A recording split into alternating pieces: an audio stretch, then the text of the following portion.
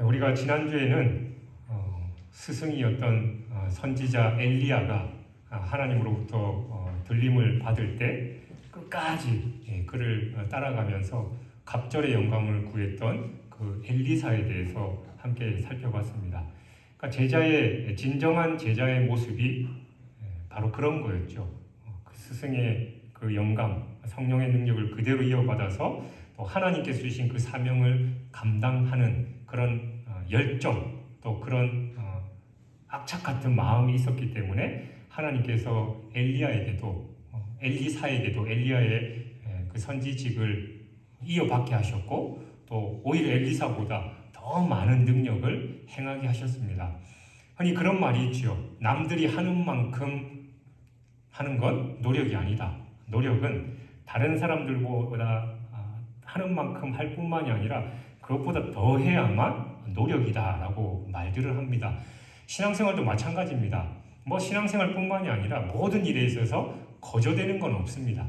하나님의 은혜를 더 많이 받고 복을 더 많이 받기 위해서, 또 하나님의 말씀대로 제대로 살기 위해서는 남들이 하는 만큼 해서는 그 정도 수준밖에 안 되는 거죠. 더 기도하고 더 말씀을 묵상할 때 우리는 영적으로 더 풍요로움을 누릴 수 있다라는 겁니다. 그러니까 엘리사의 모습과 반대돼서 나머지 선지자의 제자들이 오늘 본문에서 어떤 모습으로 살았는지를 우리가 살펴보면서 우리 자신이 예수 그리스도의 제자로서 살아갈 때 어떤 마음으로 또 어떤 모습으로 살아가야 되는지 대해서 함께 은혜를 나누고자 합니다.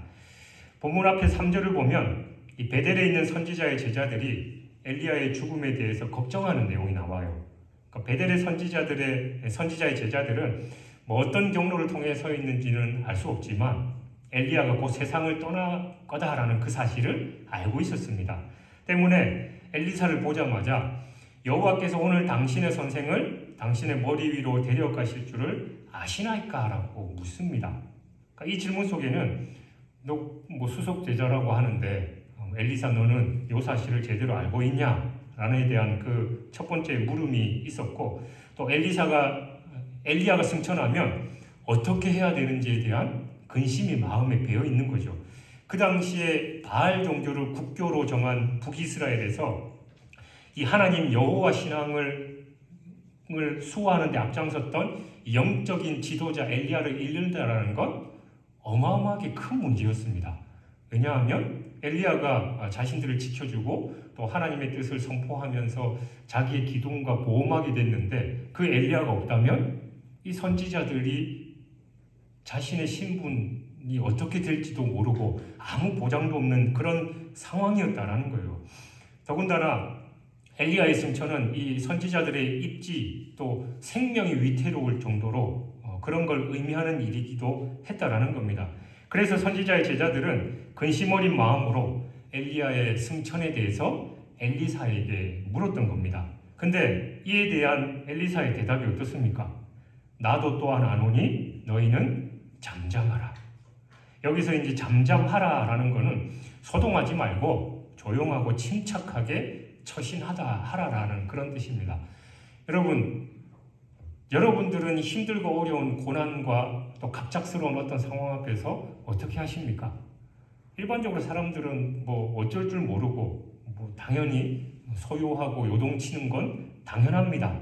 불안과 공포에 떨며 또 감당할 수 없는 그런 큰 문제 앞에서는 슬픔과 근심에 사로잡히는 게 인지상정이에요. 근데 하나님을 신뢰하는 성도들은 어떤 큰 문제라 할지라도 또 위기라 할지라도 잠잠하고 담대할 수 있습니다. 그러니까 우리 성도들은 문제와 위기를 만나면 침착한 마음과 자세로 하나님의 섭리를 지켜볼 수 있어야 돼요. 저도 목사로 인생길을 걸어가고 있습니다만 여전히 부족한 점이 많지만 그전에는 더더욱이나 어떤 힘들고 어려운 문제들, 내가 기도했는데 하나님께서 그 기도에 응답하시는 것 같지 않고 또 내가 바라는 대로 일이 해결되지 않을 때 늘 초조해하고 근심하고, 그래서 예전에도 몇 번 말씀드렸지만 제가 지금 제 이제 외형의 모습이 원래 제가 어쨌든 일반적으로 있었던 그 몸에 비해서 10kg가 찐 몸이에요. 그러니까 그전에는 얼마나 말랐겠어요. 그리고 제 주 삶은 특히 이제 스트레스 받는 일이 있으면 3일에 한 번씩 체하는 거. 그래서 한참 젊었을 때 몇 번 말씀드렸잖아요. 20대 때도 한 번 쓰러져 봤고 30대 초반에도 이제 쓰러져 본 거예요. 그러니까 늘 긴장과 스트레스의 연속인 그런 삶을 살았는데 살다 보니까 제 뜻대로 되는 것도 아니고 또 제가 어떻게 할 수 없는 부분들이 너무 많으니까 그때부터 하나님이 하나씩 내려놓게 하셨고 그 이후로부터 체하지를 않으니까 당연히 먹는 대로 또 살이 찌고 그러면서 또 여러분들 중에서도 몇몇 분들이 그런 말씀을 하셨습니다만 요즘 들어서 제가 이제 오랜만에 만나는 사람들이 저를 보면 목사님 얼굴이 너무 좋아졌다고 그런 말씀을 하셔요. 어쨌든 하나님의 은혜겠죠. 그러니까 그게 다른 게 아니라 힘들고 어려운 상황들, 제 상황은 전혀 바뀌지 않았지만 우리가 기도할 때 디모데 빌립보서 4장 6절 이하의 말씀처럼 하나님은 상황이 변하게는 안 하실지라도 내 마음과 생각을 변화시킨다라는 겁니다. 우리가 문제 앞에서 바로 그렇게 해야 된다라는 거예요. 이스라엘 백성들이 출애굽하고 또 이제 부푼 꿈을 안고 열심히 달려갈 때 그들의 앞에 뭐가 가로막고 있었습니까? 홍해 바다가 있고 뒤에는 애국 군대가 자기들을 죽이려고 쫓아오는 거예요. 그때 백성들이 어떻게 했습니까? 우리를 저 10가지 재앙을 통해서 출애굽시킨 하나님께서 우리를 지켜 보호하실 거야. 하나님 믿습니다가 아니라 불평불만 원망을 했잖아요. 애굽에 매장지가 없어가지고 여기 나와서 우리를 죽게 하냐부터 시작해서 온갖 불평불만을 다 쏟아냈을 때 민족의 지도자, 영적인 지도자 모세는 뭐라고 했습니까? 출애굽기 14장 13절에 보면 두려워하지 말고 가만히 서서 여호와께서 오늘 너희를 위하여 행하시는 구원을 보라 라고 외쳤습니다. 그 결과 홍해가 갈라졌고 자기들은 마른 땅을 그냥 안전하게 건널 수 있었을 뿐만이 아니라 애국 군대는 자기들을 쫓아오다가 수장되는 그런 기적을 경험했습니다. 여러분, 우리가 감당할 수 있는 문제들에 대해서는 사실은 잠잠하면 안 돼요. 우리가 기도하면서 최선을 다하는 게 하나님의 뜻입니다. 근데 우리의 힘으로 도무지 해결할 수 없는 문제 앞에서는 어떻게 해야 됩니까? 내가 할 수 없으니까 발 동동 굴려 본들 소용이 없어요. 하나님께 맡기는 겁니다. 그러면 하나님께서 하나님의 뜻 안에서 하나님의 방법으로 하나님의 때에 역사하실 줄 믿습니다. 그러나 우리 힘과 지혜로 감당할 수 있는 커다란 문제가 닥쳤을 때 우리는 계속해서 잠잠하면서 하나님의 뜻을 구해야 되는 것이지요. 엘리야의 승천은 선지자의 제자들에게 불행한 일이 아니었습니다. 오히려 새로운 인물 엘리사를 세우시는 하나님의 섭리였어요. 지금 당장은 우리에게 큰 문제인 것 같지만 하나님은 모든 걸 합력하여 선을 이루시고 우리가 생각하는 그 이상의 것을 준비하고 계신다라는 겁니다.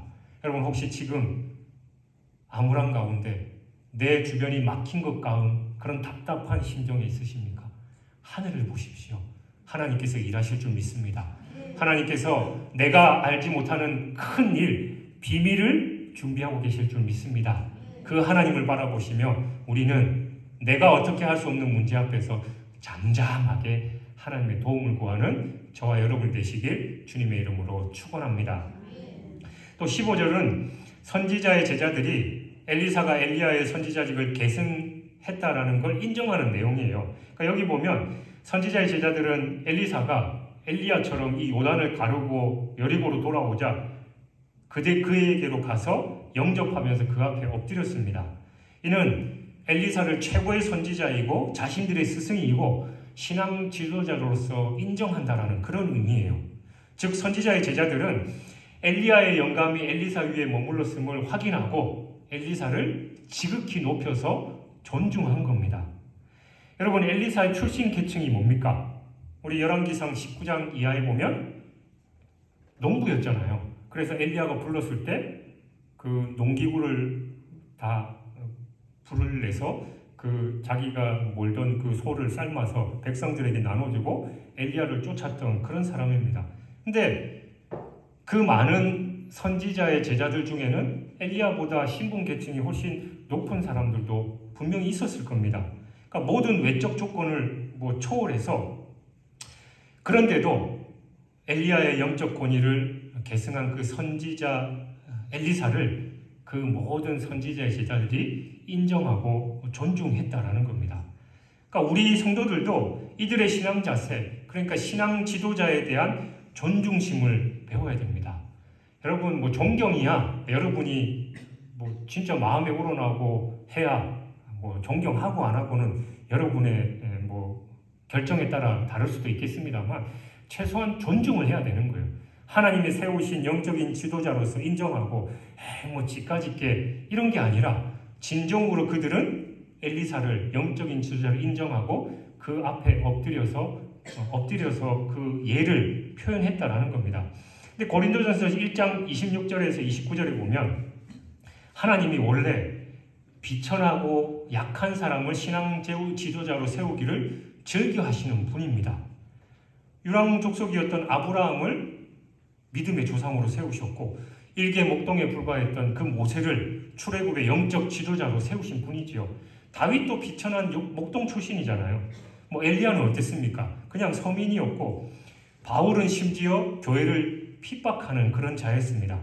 예수님의 제자들도 대부분 당시 지극히 평범했던 그런 어부 출신들이었습니다. 그러나 하나님은 이들을 택하셔서 성령으로 기름 부으시고 은사를 부여하심으로써 모두 위대한 영적인 신앙의 영웅으로 또 지도자로 세우셨다라는 겁니다. 이와 같은 하나님의 섭리는 오늘도 교회를 통해서 계속해서 시행되고 있어요.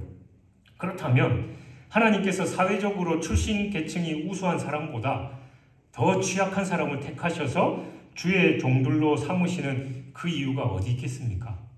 예전에 제가 수요 예배 때인가 오후 예배 때인가 모르겠습니다만 어떤 목사님도 그런 설교를 하시더라고요. 왜 옛날에는 신학교 가는 사람들 보면 공부 잘하고 1등하는 그런 자녀들은 신학교 안 보내고 공부 못해가지고 더 이상 갈 거 없을 때 그런 신학교를 보내냐, 그런 얘기를 하더라고요. 물론 그 일부분의 얘기이고 제가 신학교 다닐 때만 제 동기만 해도 저 나름대로 저 하늘 학교 출신들도 있었고 탁월하게 또 쉽게 말해서 공부 잘하는 그런 동기들도 많이 있었는데, 그러니까 하나님의 섭리가 저도 이제 하나님께 그런 기도를 많이 했었어요. 요즘은 안 합니다. 말씀드리지만 예전에는 하나님 왜 잘 살고 있는 저를 부르셔서 능력도 없는데 목회자로 세우셨습니까? 저 이거 안 하면 안 됩니까? 딴 사람 많이 있는데 잘하는 사람 많은데 왜 굳이 저까지 그러셔가지고 서로 불편하게 만드십니까? 그런 기도를 했는데 요즘은 그런 기도 안 해요. 감사하게 은혜로 하는데 왜 하나님이 저같이 부족한 사람들, 남들이 보기에 저런 사람이 목회자가 될까라고 하는 그런 사람을 세우시냐라는 겁니다. 그 이유가 첫 번째는 먼저 그들의 마음이 가난하기 때문이에요. 돈 많고 학벌 좋고 재주 많은 사람은 주님의 십자가 지기를 꺼려합니다. 잘난 사람이 왜 십자가 지려고 하겠어요? 마가 요한처럼 하다가 자기 성에 안 차면 에이씨 내가 이거밖에 할 일 없어 하고 때려치고 간다라는 거예요. 근데 그와 같은 이들은 목양의 일보다는 세상에 자기 야망을 이루는데 더 관심을 가집니다.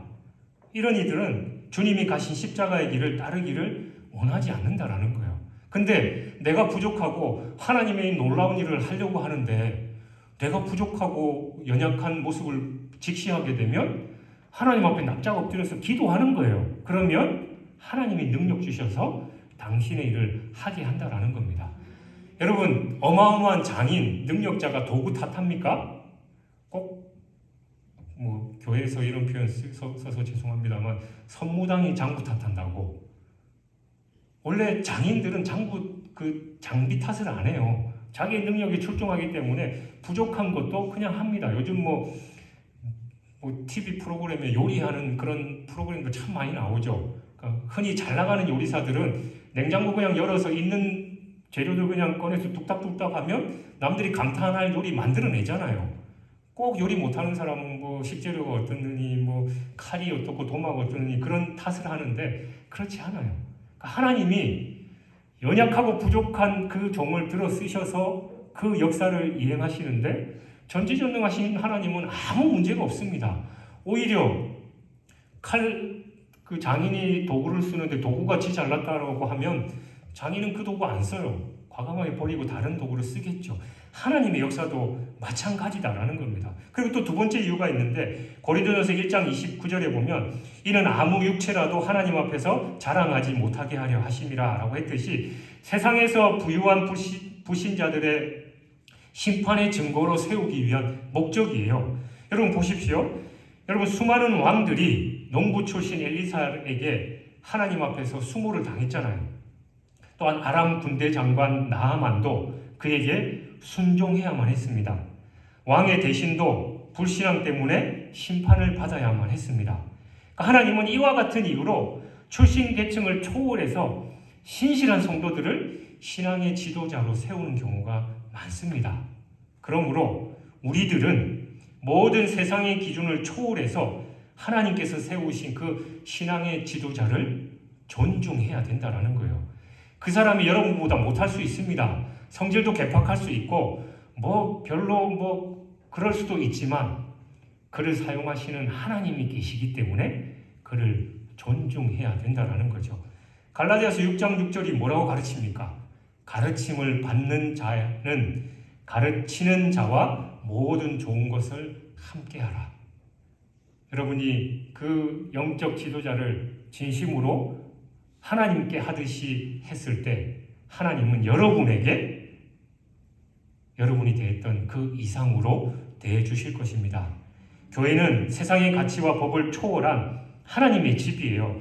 하나님이 세우신 종들은 하나님 권위를 덧입고 말씀을 선포하는 겁니다.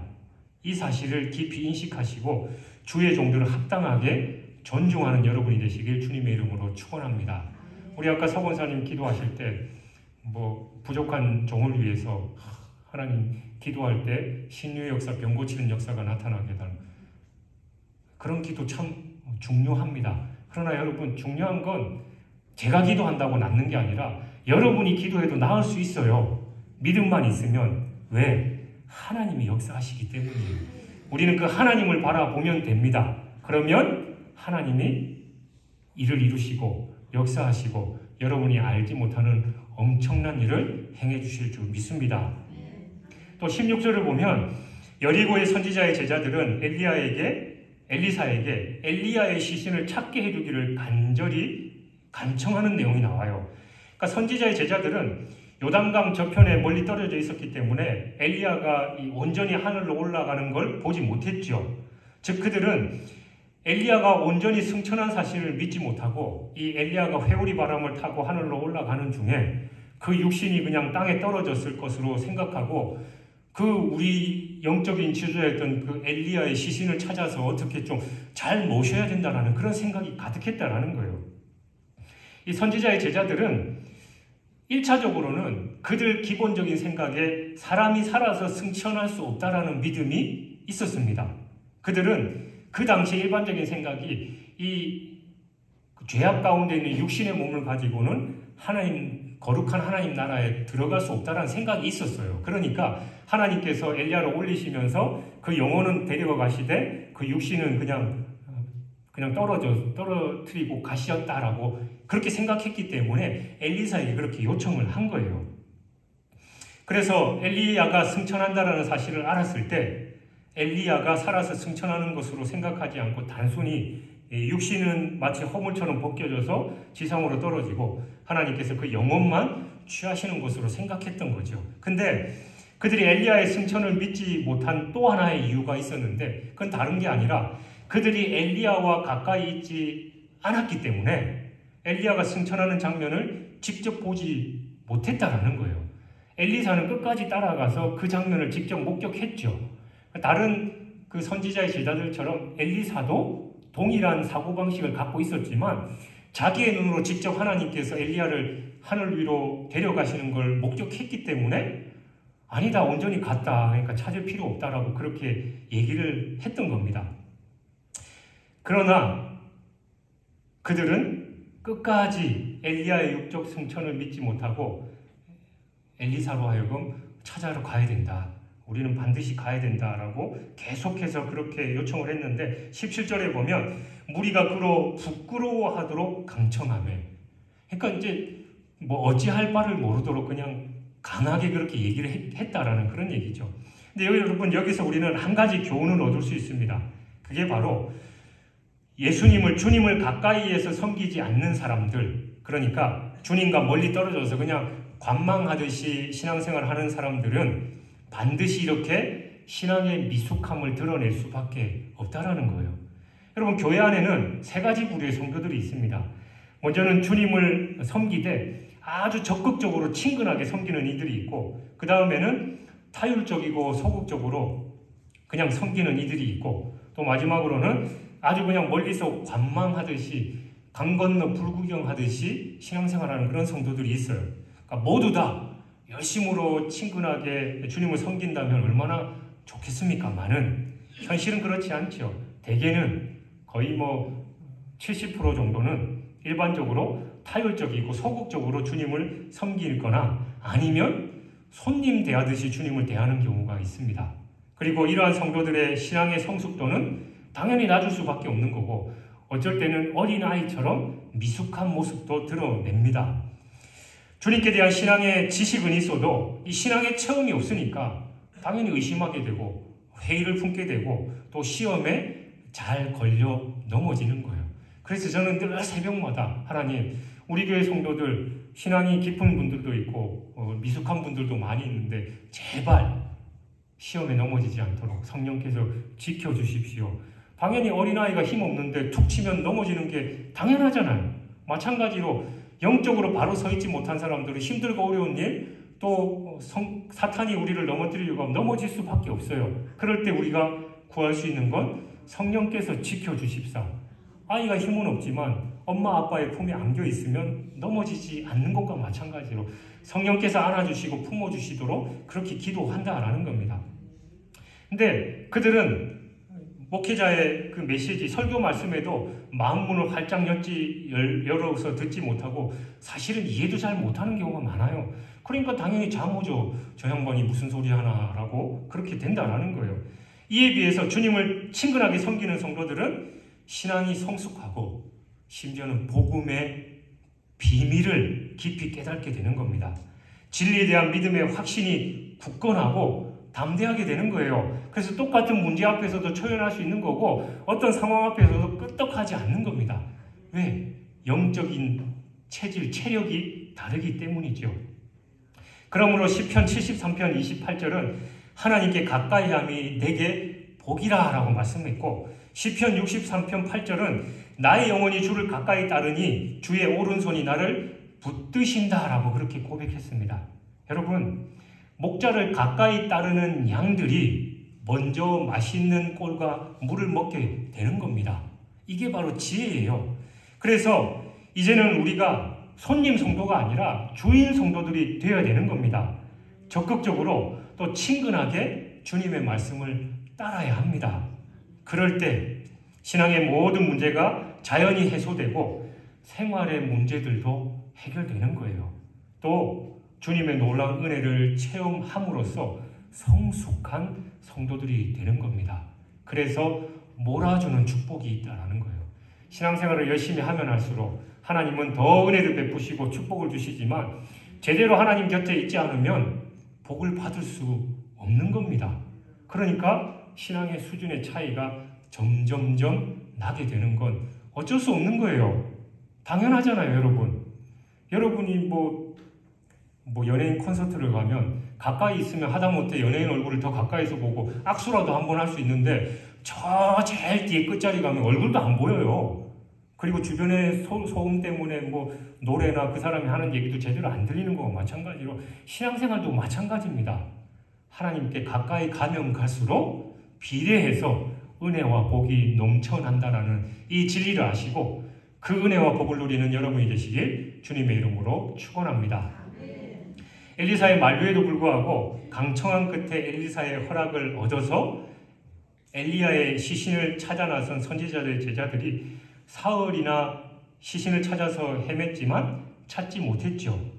선지자의 제자들은 자기들의 합리적인 판단으로 이 회오리 바람에 의해서 하늘로 올려간 이 엘리야의 시신이 분명히 주변에 어디인가 떨어졌을 것이다 라고 생각했을 겁니다. 그러나 엘리사는 엘리야의 육신이 단순히 회오리 바람에 의해서 내려간 게 아니라 하나님이 일으키신 회오리 바람을 타고 하늘로 승천한 것임을 분명히 알았습니다. 그래서 선지자의 제자들이 엘리야의 시신을 찾아 나서려고 할 때 그들을 말렸죠. 그러나 소용이 없었습니다. 그들은 3일씩이나 엘리야를 찾아서 온 지역을 헤맸지만 찾을 수 없었습니다. 뭐 당연하겠죠. 하늘로 올려갔는데 시신이 있을 수는 없습니다. 그들은 하나님의 선지자인 엘리사의 말에 순종해야만 했지만 불순종했고 3일 동안 방황하는 그런 헛수고를 대가로 치러야만 했습니다. 여러분, 하나님이 하지 말라고 하시면 거기에는 다 이유가 있습니다. 우리가 그 일을 해봐야 아무 유익도 없고 오히려 해만 되기 때문에 금하시는 거잖아요. 물론 우리 합리적인 판단으로는 하나님이 금하시는 게 이해 안 될 때가 있습니다. 그래서 우리는 하나님이 하지 말라고 하셨음에도 불구하고 부득불 그 일을 하고 싶어 하고 심지어는 금식하고 떼쓰면서 기도해서 하기도 해요. 또 그 일을 하면 잘 될 것처럼 여겨지기도 합니다. 그래서 때로는 자기 욕심대로 그 일을 그냥 추진하죠. 근데 뭐 처음부터 그 일이 잘 풀리는 것 같을 때도 있어요. 그러나 일의 결국을 보면 아무것도 이루어진 것이 없다라는 걸 나중에 깨닫게 되고 오히려 더 큰 손해를 볼 때가 많이 있습니다. 여러분, 자녀들 키우실 때 마찬가지잖아요. 얘네들이 하는 거 보면 잘못하는 거 많아서 그러면 안 돼, 하지 마 라고 얘기하지만 걔네들이 그래 어머니의 말씀이니까 제가 그만하겠습니다 라고 하나요? 악착같이 하잖아요. 그 갓난애기 기어다니는 그것도 하지 말라고 하면은 그냥 떼쓰면서 그냥 기어가가지고 그저 머리 찧어가지고 이만한 혹이 있어야 그때서야 내가 잘못했구나라는 걸 깨닫는 모습이 바로 우리의 모습이다라는 거예요. 그러니까 하나님도 마찬가지예요. 이 성경 말씀에 하라고 하는 말씀도 있고 하지 말라고 하는 말씀들이 많이 있는데 내 생각이 그게 아닌 것 같거든. 세상에 살아가는 방식이 그게 아니고 뭐 목사님이 잘 몰라서 그렇고 이 뭐 성경 말씀 다 옛날 얘기인데 지금 시대에 맞나요? 라고 생각하고 굳이 내 뜻대로 하다가 여러분들이 아는 상황에서 잘못됐구나 깨달을 수도 있는 경우도 있지만 여러분이 그러지 못하는 부지불식간에 잘못된 길로 가는 경우가 많이 있다라는 겁니다. 여러분, 우리의 인생은 배움의 연속이잖아요. 그래서 배움은 두 가지 방향이 있는데 첫 번째가 하나님의 말씀을 순종하면서 배우는 게 있어요. 하나님의 말씀 그대로 순종하면 하나님의 말씀이 진리라는 걸 깨닫게 되고 그렇지 내가 하나님 말씀에 순종했으니까 이렇게 은혜와 복을 받는구나. 또 반면에 똑같이 하나님의 말씀을 불순종해서 깨닫는 경우가 있는데 똑같이 하나님의 말씀이 진리라는 걸 깨달아요. 그래, 하나님의 말씀이 요러라고 했는데 내가 요렇게 했는데 그래, 말 안 듣고 내가 잘못된 길로 가니까 결국은 요 모양 요 꼴이 되는구나. 그때서야 맞고 할래 그냥 할래 그 말을 깨닫게 되는 거죠. 여러분은 어떤 신앙을 하기를 원하셔요? 당연히 안 맞고 해서 그저 축복받는 게 더 좋잖아요. 하나님의 말씀 그대로 믿고 순종하면 하나님은 우리를 더 잘하시고 전지전능하시고 우리를 더 사랑하시기 때문에 좋은 것으로만 준비해 주셨는데 그 하나님을 믿지 못하고 불신하고 내 마음대로 가니까 한 대 맞아야 정신을 차리는 거고 또 땅을 치고 후회하는 일이 생겨야 결국은 돌이키는 우리의 연약한 모습이었다라는 겁니다. 말씀에 절대적으로 순종하면 여러분이 복을 받습니다. 말씀에 순종하면 하나님께서 역사를 일으키셔요. 우리는 그 말씀에 순종해야 합니다. 18절은 엘리야의 시신을 찾아 나선 선지자의 제자들이 결국 찾지 못하고 엘리사에게로 돌아온 내용이에요. 그는 3일씩이나 엘리야의 시신을 찾아다녔지만 그 어디에도 엘리야의 시신을 찾을 수가 없었습니다. 결국 엘리사가 자신들을 만류한 이들을 깨닫고 엘리사에게로 돌아올 수밖에 없었죠. 그 선지자의 제자들의 심정이 어땠을까요? 물론 그 중에도 우리가 이틀만 더 찾았으면 찾을 수 있었을 텐데 그런 대도 안 한 소리를 하는 사람이 분명히 있었을 겁니다. 그러나 대부분 머리를 극적이면서 그냥 그저 괜히 생고생만 하고 하지 말라고 할 때 하지 말 걸 그랬습니다 라고 겸연쩍여서 오는 사람들이 있었겠죠. 그러니까 결국은 하나님께서 엘리사의 권위를 세워주신 겁니다. 여러분 우리의 삶에서도 마찬가지예요. 저 사람 봤을 때 저러다가 한 대 얻어맞는데 잘못된 길인데 라고 생각하는 경우 있죠. 그럴 때 너 그러면 안 돼 라고 강하게 그 사람을 만류하고 못하게 하면 물론 내가 그만큼 권위가 있고 그 자리에 그 사람의 행동과 그 모든 것을 저지할 수 있는 영향력이 있다면 뭐 어쩔 수 없으니까 그 말을 듣겠지만 그 심정적으로 그 말을 따를까요? 아니죠. 오히려 반대로 튕겨져 나갈 수도 있습니다. 제가 목회를 하면서 늘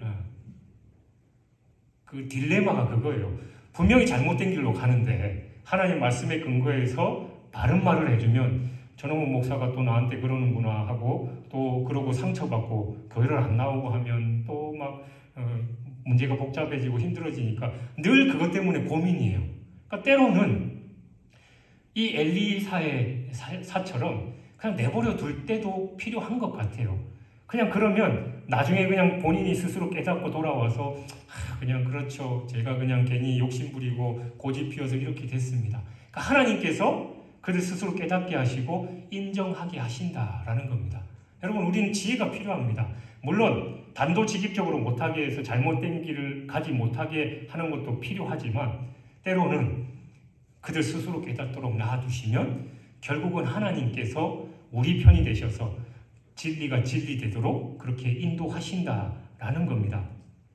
모세도 반역하는 고라 무리를 인내와 용서로 대한 결과 하나님이 그들을 심판하셨고 다윗도 사울의 횡포로 인해서 담대함으로 인내하고 담대함으로 그 사울의 횡포를 참고 기다릴 때 하나님께서 그를 승리자가 되게 하셨습니다.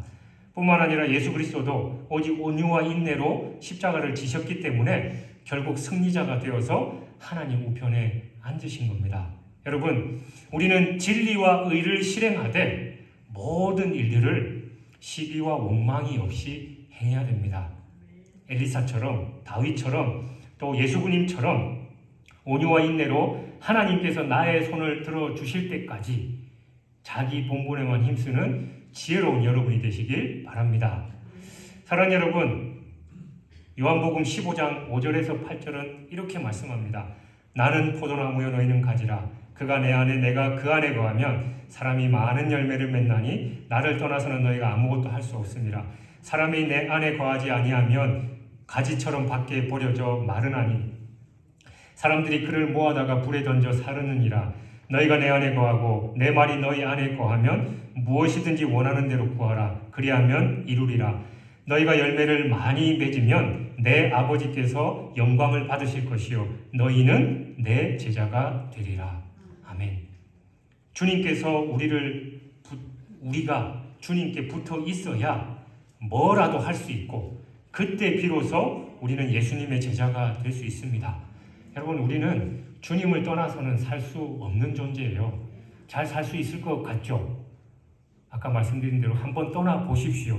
인생이 어떻게 되는가? 결국은 인생의 마지막 자리에 가면 후회하게 되고 그때 가면 이미 늦는다라는 걸 우리는 기억해야 됩니다. 우리는 주님 안에 온전히 거해야 돼요. 떠나는 순간 자유를 누릴 수 있을지는 모르지만 그건 자유가 아니라 죽음의 길로 가는 지름길일 뿐입니다. 한눈 팔지 마십시오. 주님 안에 거해야만 여러분 행복할 수 있습니다. 또한 주님 안에 거하고 주님의 말씀이 우리 안에 거해야 돼요. 말씀을 들으면 그 말씀에 순종해야 되는 겁니다. 말씀을 듣고 은혜를 받지만 결국은 내 생각대로 고집 피우고 살면 헛수고만 하게 되는 거예요. 도무지 내 생각에는 그렇지 않을 것 같습니까? 아무리 생각해도 주변 사람들이 하는 것 봐도 성경 말씀하고 다른 것 같아요.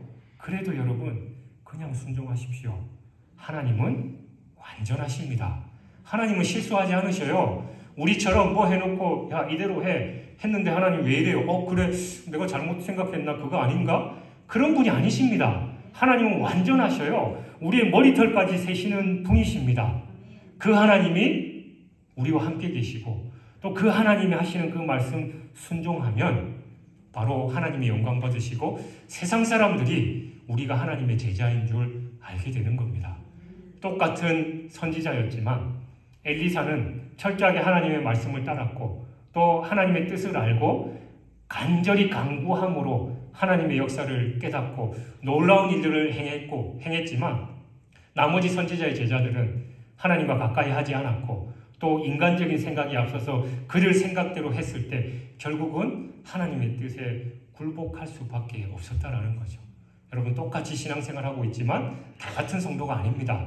하나님의 은혜를 더 사모하고 하나님께 더 가까이 가는 자만이 복을 누리고 또 은혜를 입을 수 있습니다. 그럴 때 하나님의 영광이 되고 또 많은 사람들 여러분을 보고 너도 교회 다녀? 이게 아니라 당신 보니까 진짜 예수쟁이네. 당신 보니까 교회 가야겠네. 그 말을 듣는 참 제자의 삶을 살아가는 저와 여러분이 되시길 주님의 이름으로 축원합니다.